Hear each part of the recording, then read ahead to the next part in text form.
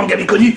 Et aujourd'hui, on va vous parler d'un manga d'horreur, un manga mortellement effrayant, qui restera ancré à tout jamais et qui vous fera faire des cauchemars. Pourquoi je n'ai pas fait cet épisode pour Halloween?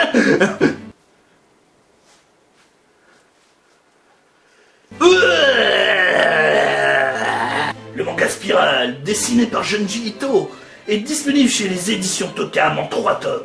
Un intégral, regroupant les 3 tomes, est sorti. Junji Ito est reconnu comme le maître de l'horreur des mangas japonais. Tous ces mangas seront sortis chez les éditions Tonkam. Et bien entendu, sa patte graphique, largement reconnaissable, sera repris dans le chapitre 322 de Hunter x Hunter par Yoshihiro Togashi. Vous ne me croyez pas? Je vous montre quelques dessins de Junji Ito. Il a souvent pour habitude de montrer la peur d'un visage en faisant des traits verticaux assez grands et légèrement écartés autour des yeux. Il fait ses traits plus épais et plus courts pour montrer les personnes perfides. Togashi reprend ce style pour un chapitre racontant le passé horrifique d'un des personnages secondaires. D'ailleurs, je vais en profiter pour parler du genre horrifique au Japon. Le J-horror en manga, cela existe? Et oui, mes chères victimes, le genre ne s'arrête pas aux films avec Ring de Hideo Nakata ou dans les jeux vidéo avec Resident Evil ou Silent Hill. Non, il existe aussi des mangas d'horreur.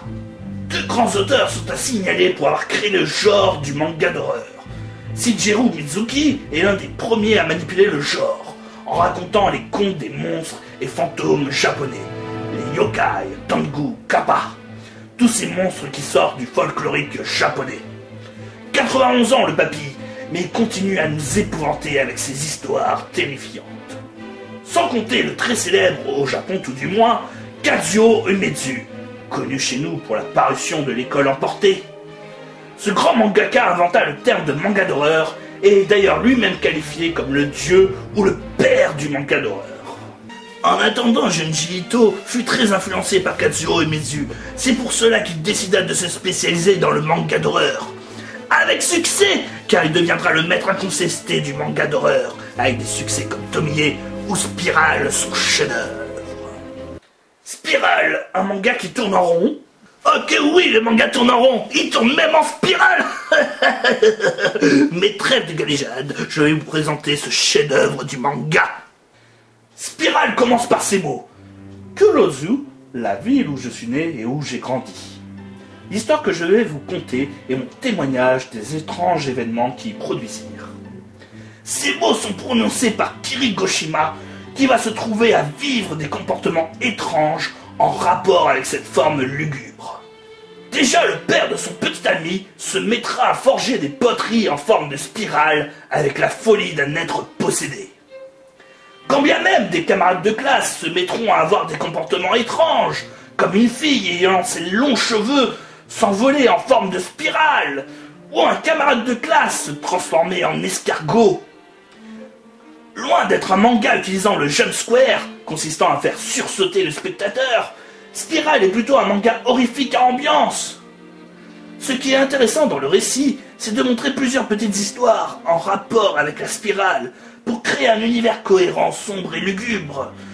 Plus proche des écrits de Lovecraft ou de Clive Barker, l'auteur de Hellraiser, on ressent un parfait malaise à travers les courtes histoires du manga, qui trouveront une conclusion dantesque.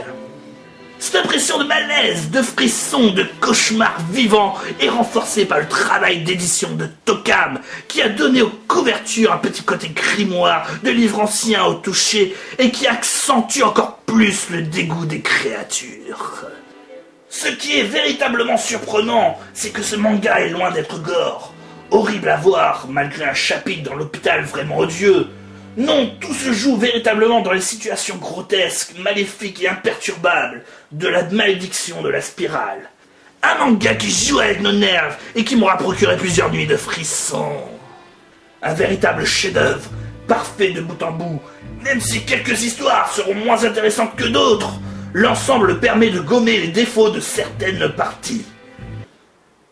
Junji Ito, le maître incontesté du manga d'horreur. Et oui, jeune chenapan, toute son intégrale publiée par Tonkam nous permet de découvrir toutes ses œuvres aussi dantesques.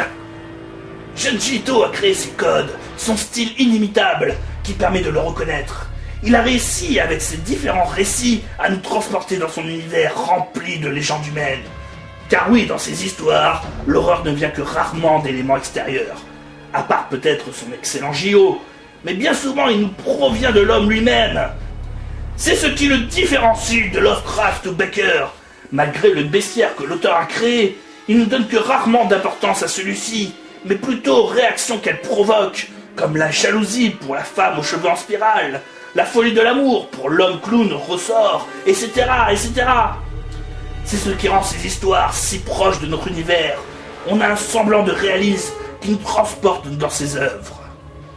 Les Japonais ne se sont pas trompés en faisant de cet auteur leur chouchou.